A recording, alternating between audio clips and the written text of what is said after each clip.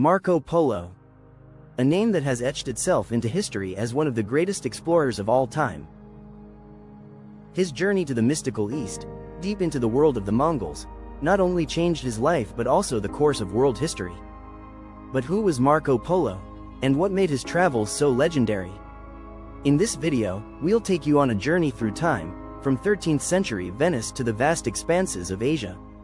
Marco Polo was born in 1254 in Venice, a city known for its merchants and adventurers.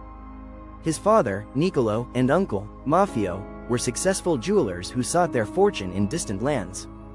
When Marco was just a child, his father and uncle embarked on a journey to the east, to the mysterious realm of the Mongols, where they met the powerful Kublai Khan. This was the beginning of an epic adventure. In 1271, at just 17 years old, Marco Polo left Venice with his father and uncle for a journey that would keep them away from Europe for over 2 decades. Their goal? To reach Kublai Khan's court in China.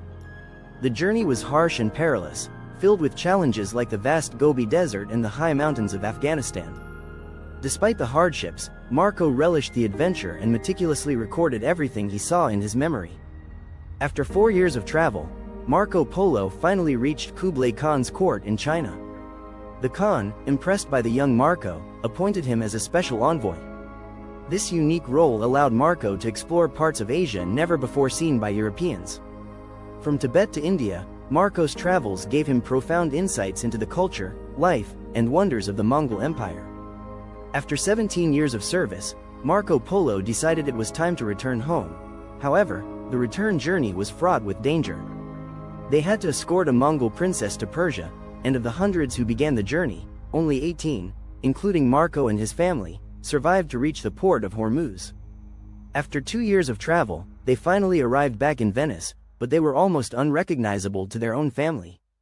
Several years after returning to Venice, Marco Polo was captured during a war with Genoa. In prison, he met a writer named Rustichello, to whom he recounted his tales.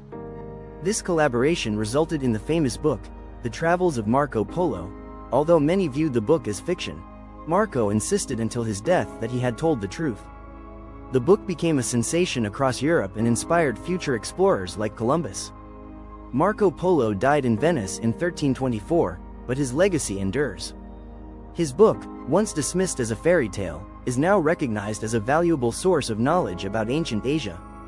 Even if some of his stories came from other travelers, it's undeniable that Marco Polo inspired the world to look beyond the horizon to unknown and uncharted lands.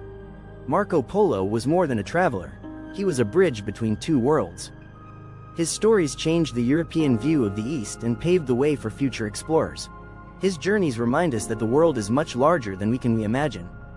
Did you like this video? Don't forget to subscribe to the channel for more history in under 5 minutes.